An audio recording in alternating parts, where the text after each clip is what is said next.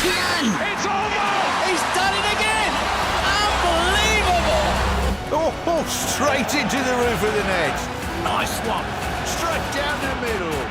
So a good performance from both teams here. Hi, how are you? Hope you've had a great weekend. And here's wishing a sporty week ahead.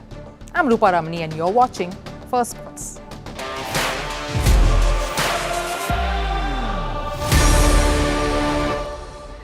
Now, what a power-packed start to the week it's been for India's athletes in various disciplines at the Asian Games. Sunday was eventful, yes, but today has seen quite the flurry of medals.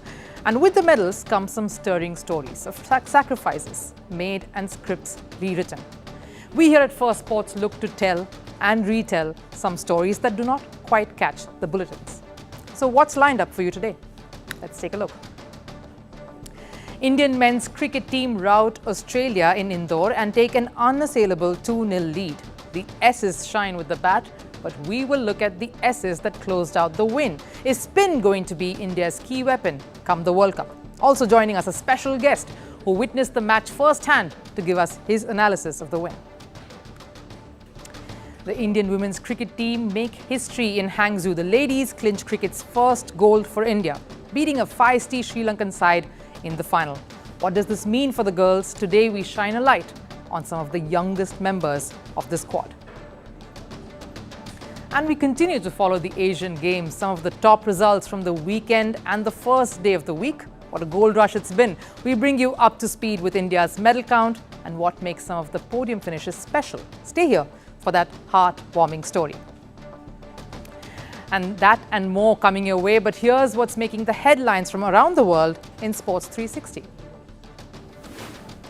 India's Asian Games campaign kicked off in style. Some greats and some near misses.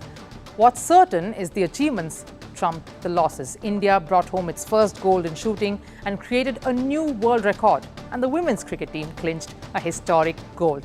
We'll tell you about that and more. Staying with racing, MotoGP, the world's premier motorcycle racing championship, made its India debut.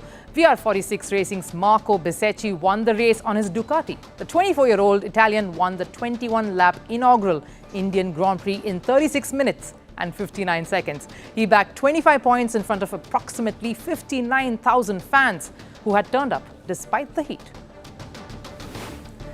Over in Formula One and staying with racing, Max Verstappen has helped Red Bull clinch the Formula One Constructors' Championship title. He also moved towards his third straight driver's title by winning the Japanese Grand Prix on Sunday. Verstappen finished ahead of McLaren pair Lando Norris and Oscar Piastri, who completed the podium. Verstappen could lift this year's Formula One title at next month's Qatar Grand Prix. In football, Megan Rapinoe played her final match with the US women's national team. She took her bow as USA beat South Africa 2-0 in a football friendly on Sunday. 38-year-old Rapinoe is an Olympic champion and two-time World Cup winner. She was also part of USA's Football World Cup, wherein the team exited in the round of 16. It was their earliest elimination from the tournament. And in tennis, Team World successfully defended its Laver Cup title. Americans Ben Shelton and Francis Tiafoe beat Hubert Hurkacz and Andrei Rublev to help Team World hit the 13-point mark needed to defeat Team Europe. Team World won last year's tournament, which also marked the end of Swiss star Roger Federer's last professional appearance before retiring. All right, let's start with cricket and men's cricket at home here in India, where the hosts have taken an unassailable 2-0 lead over Australia with a resounding win over the visitors in Indore. The batting clearly set up the win, with the three S's dominating the attack, the top, middle and lower order all firing. The S at the top, Shubman Gill, showed just why he has been one of the most prolific opening bats, skillful and yet no funky shots there. Giving him company was the other S, Shreyas Iyer, announcing his comeback in style. That beautifully scripted 100 would surely help the think tank breathe a sigh of relief. In fact, as Shreyas even shared after the game, the months of recovery were very lonely and he kept working hard to get back to playing and being a part of that Indian dressing room once again. Yeah, it was definitely a roller coaster ride. I would like to thank myself, to be honest, to be, to be believing at that point of time on my abilities and also my mindset. And I was feeling a bit lonely at that point of time, but thanks to my physios, my trainers, and my family to back me at that point of time, and I'm grateful to have them around. So all these people being around me and lifting my spirits high, that motivated me to stay positive and optimistic at the same time. So I'm thankful and I'm grateful at the same time. Yeah, and we hope that momentum continues. But then came in the other S, who has had a quiet last few months, but definitely set the Indore skies alight. Suryakumar Yadav was exceptionally brilliant with his fiery contribution of 72 of 37 and reiterated once again just why he is key to the lower order assault. 400 runs was indeed too much. But on Decode today, we are not delving deep into the S's that did it with the bat, but the S's that closed out the win for us. Is spin going to be the key mantra for India at the World Cup this year? Now, let's first look at why spin is important. Now, in the two ICC tournaments that India has won in the 50-over format, spin has been key. Let's talk about the ICC ODI World Cup in 2011. Now, these are the top wicket takers. Shahid Afridi there with 21 wickets. Now, a leg spinner.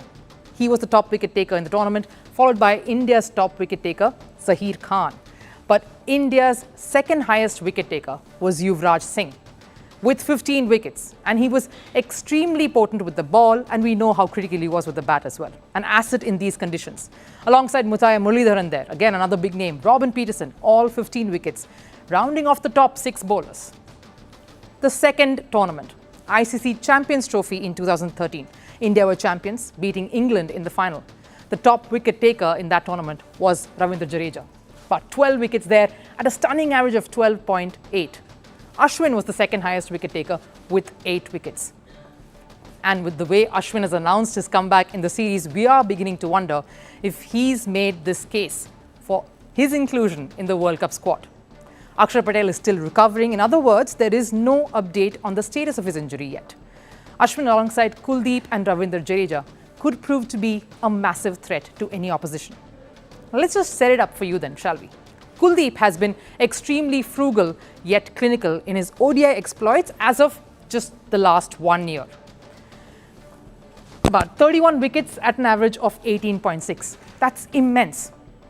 And he will be ready to take that momentum forward. Second on the list, Ravindra Jadeja has always been a wily customer. He's always been efficient in giving India the breakthroughs. Again, this is his figures as of the last 1 year in 1 days alone. Just the 12 wickets in 11 matches, but he's key with the bat as well lower down the order. That is incredibly important.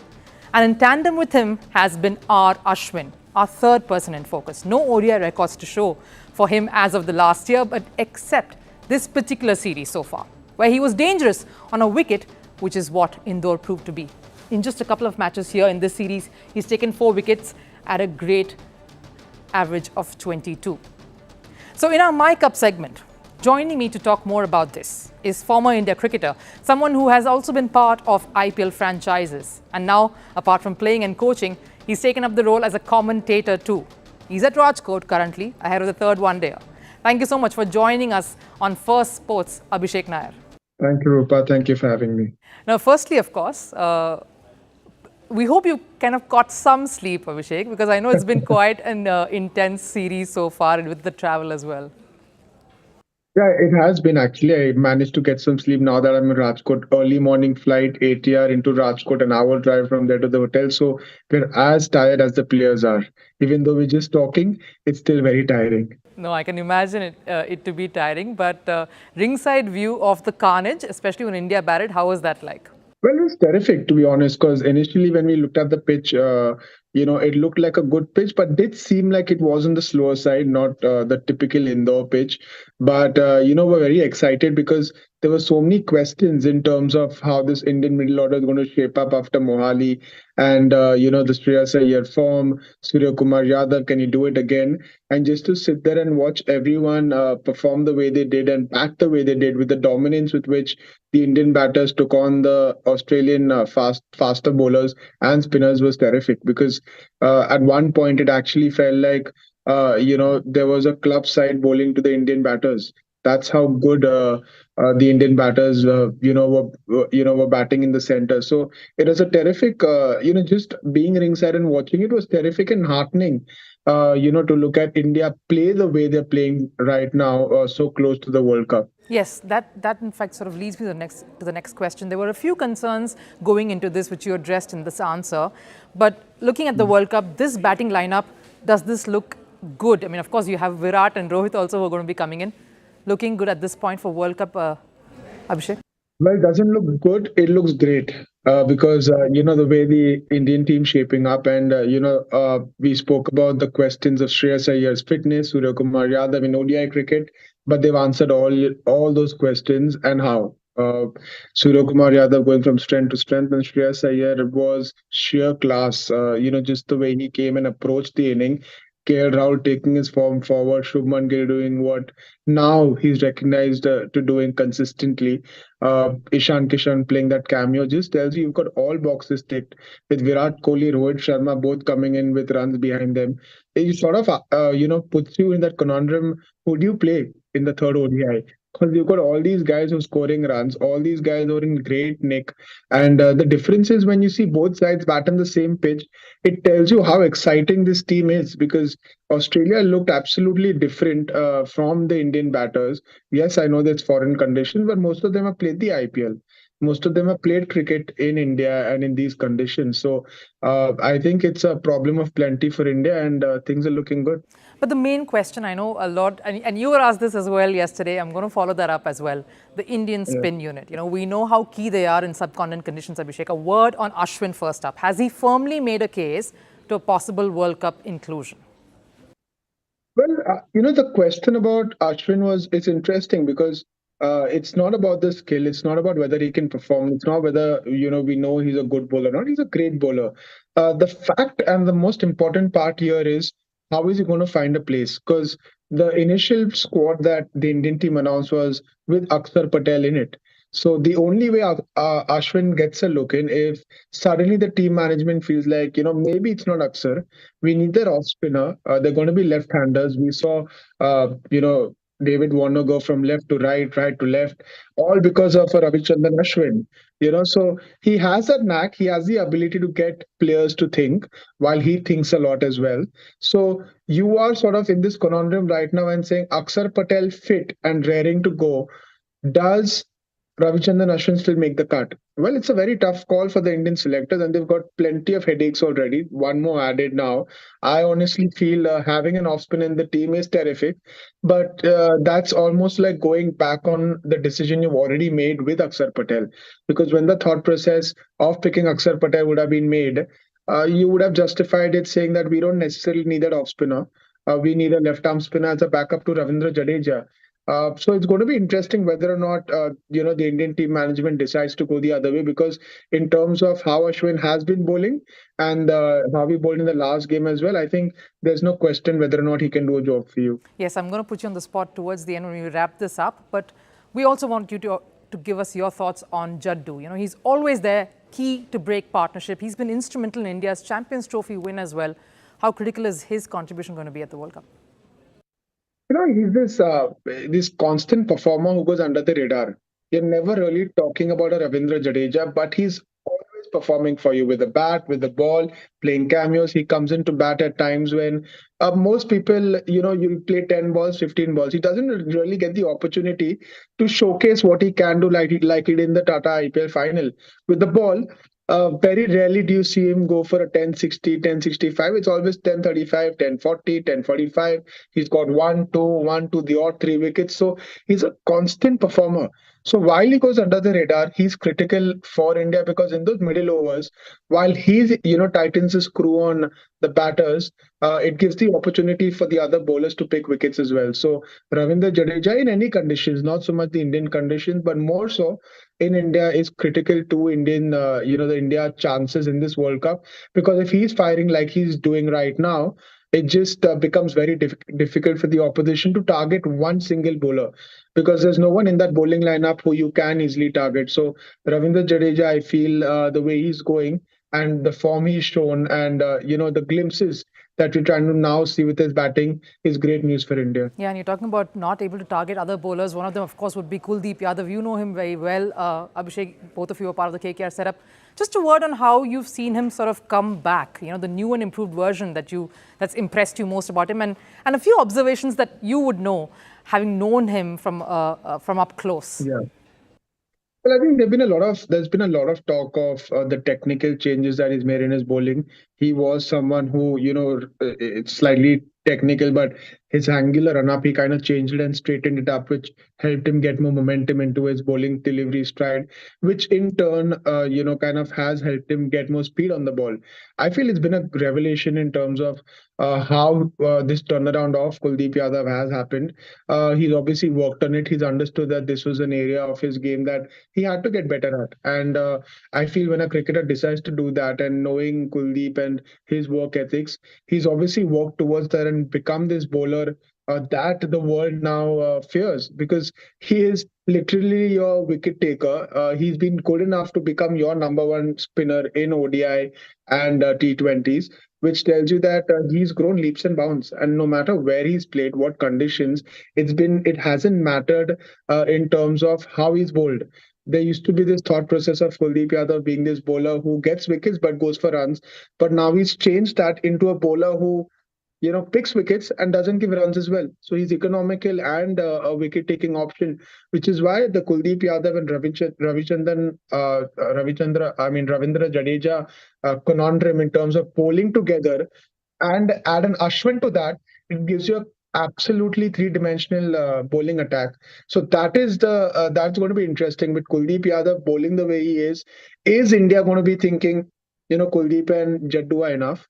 Or we need an off spinner as well. And you imagine the trio on a pitch like last night, bowling together, bowling in tandem. It's going to be a nightmare for any opposition. Well, that's what my last question is before we wrap this up, Abhishek. Is this your trio for the World Cup? The three that you mentioned right now. Is this your trio for the World Cup? It would be very, very harsh on Axar. I would have actually, honestly, if I was asked this question, I would initially be very tempted for a Yuzvendra Chahal to be in the squad as my third spinner. But now that Yuzi obviously is not in the scheme of things or the thick of things, I believe you would need an off spinner. With a lot of teams having left-handers in the middle, you will need an off spinner who can bowl to right-handers, because we saw, Ash use the carom ball as well, the arm ball. So he has the ability to, literally go both ways with the ball. So I would be tempted, would be very, very harsh on Axar, to have him in the squad, and be very unfortunate. But I'm not the guy making the decision, so I can have my opinion. So from my point of view, I would want Ravichandran Ashwin with the value add of his bowling. Yes, the batting is there. I feel Axar is I wouldn't say a better batter, but I feel a more impactful batter in this format at that number. But if it had to be my way, I would tilt towards Ravichandran Ashwin. Yes, you've been absolutely candid with that, Abhishek, as you were through the interview. Thank you so much for taking some time out. I know we've sort of cut into your sleep. But no problem. Thank you, Rupha. Thank you so much. Thank you, Abhishek. In our Eyes on Eve segment, we talk about the Indian women who have scripted history. Now, what a moment to celebrate. After decades of India not featuring on these global multi-sport, multi-nation events, it was heartening to see two Indian cricket squads reach Hangzhou. India definitely started strong favourites, being the highest-ranked Asian team here at the Asian Games. Harmanpreet Kaur missing the quarterfinals and semi-final matches was something they hadn't planned.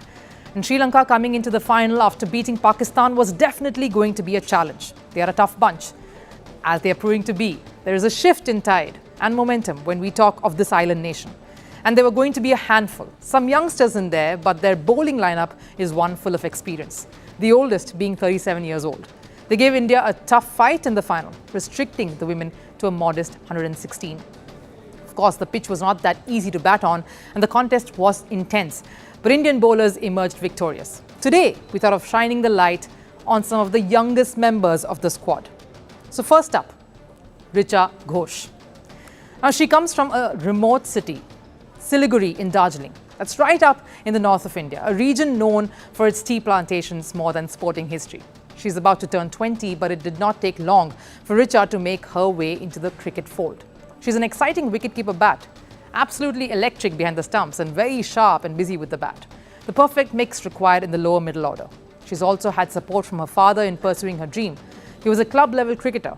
Her father, in fact, encouraged her to take up pool, but there was no enthusiasm for women's cricket back then. Richa, though, did not take to any sport much like she did cricket. So her father enrolled her in the club he used to play for. She started playing when she was 4 years old and only played with the tennis ball initially, but seeing how fearless she was, her father decided to gift her a cricket kit. Soon the sports body in Siliguri started an academy for girls. Richa showed her mettle from the start. She started playing the tournaments organized by the academy since she was 9 and returned unbeaten every time she batted. She made it to the under-19 Bengal side when she was just 13 and went on to feature simultaneously in under-23 and the ODI side. The only player to be in all three formats when Bengal won the championship in 2018. Richa made it to the national side in 2020 at the T20 World Cup when she was just 16. And of course, she played that final as well. At 19, we have to meet the youngest cricketer to have played in a women's T20 international for India. At 15, she shot to fame through an exhibition match that she played in 2019. She did not score a lot, but just her powerful shot hitting got her noticed. Now, Shefali Verma, whom we're talking about, growing up in Rohtak in Haryana, Shefali did not have access to women's academies. The famous story that some of us know by now. She disguised herself as a boy to get trained and play cricket before being selected for the national side. She made her debut at 15 against South Africa in 2019.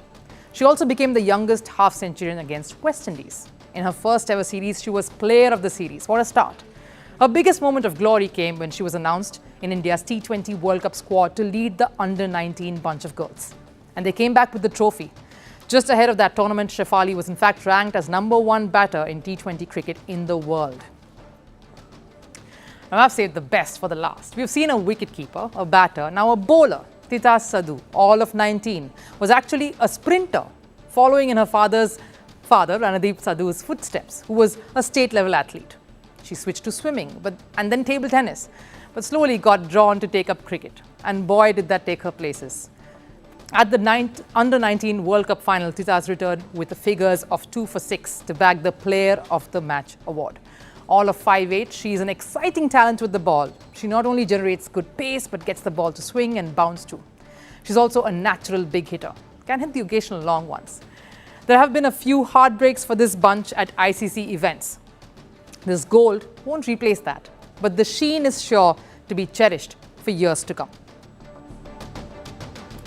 Now, staying with the Asian Games, the medal rush for India has truly begun. And as always, we here at Firstpost will keep you up to speed with all that's happening from the weekend right up till today. Here's a wrap of all the hits and some misses.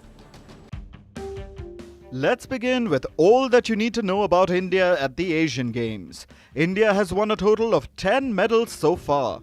1 gold, 3 silver and 6 bronze. India began its campaign well and also got its first gold earlier today. That was in shooting in the 10-meter air rifle men's team event. The Indian shooters also ended up smashing the world record that was previously set by China. The trio of Divyansh Panwar, Aishwarya Pratap Singh Tomar and Rudraksh Patil stunned their competitors and got to the top spot at the podium. They achieved an aggregate score of 1,893.7 points. In total, India has bagged 5 medals across all categories in shooting: 1 gold, 1 silver and 3 bronze. Aishwarya Pratap Singh Tomar also won bronze in the individual category. Shooters Ramita, Mehuli Ghosh and Ashi Choski grabbed a silver on Sunday in the 10-meter air rifle women's team event. Their aggregate score was 1,885 points, and 19-year-old Ramita took bronze in the individual 10-meter air rifle event. In rowing, India also sailed towards glory. Indian rowers have bagged a total of 5 medals.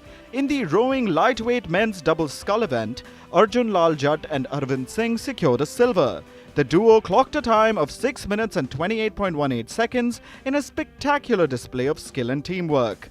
The Indian contingent of rowers also claimed a second place spot in the men's coxed eights category. They finished with a timing of 5 minutes 43.1 seconds. Now on to some events where India missed out in securing a podium spot. The men's volleyball team ended their campaign in the quarterfinal after an impressive start. They lost to Japan in straight games. Over at table tennis, the men's team suffered a 0-3 loss to South Korea and was knocked out in the quarterfinals. The women's table tennis team lost to Thailand 2-3 in the round of 16 clash. The shooters have been the talk of the town. A new world record in the 10-meter air rifle is highly commendable for the trio of Rudransh, Aishwarya and Divyansh. But I want to focus a bit on the rowing boys. In fact, the sport itself has bettered their numbers. From 3 medals in 2018 to 5 here at Hangzhou, India has come out of the docks in full throttle. Particularly the men's 8, who won silver in the event for the first time since 2010. The team trained together for months away from home starting January and hardly visited their families. No matter what, all of them had their own sacrifices to make, whether it was not being able to see their mother at the hospital during her surgeries, not able to rush in time for the passing away of a sibling, missing family get-togethers, or even avoiding eating the food that they loved for months. They trained non-stop with just minutes rest in between cycles to get to this silver. The rowing boys, who hail from different villages in Punjab, Rajasthan, Maharashtra, trained together in Pune and became one tight-knit unit that understood each other well for that one dream and goal. Nitish Kumar, Puneet Kumar, Jaswinder Singh, Naresh Kalwania, Bhim Singh, Ashish, Dhananjay Pandey and Chiranjit Singh. We laud you and your achievement. So that about does it on the show today. But before we go, we leave you with something. We call it the last serve. Celebrating seems to be the mood everywhere. So too at the sidelines of football events. Bayern Munich players took some time off at the Oktoberfest. Take a look.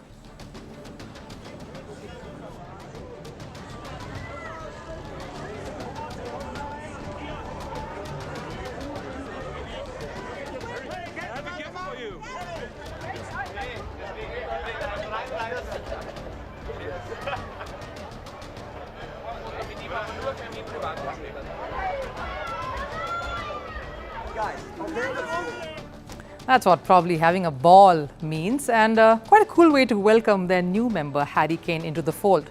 Well, thank you so much for staying here and watching Firstpost with us. That's about rounds it up here. Take care. Bye-bye.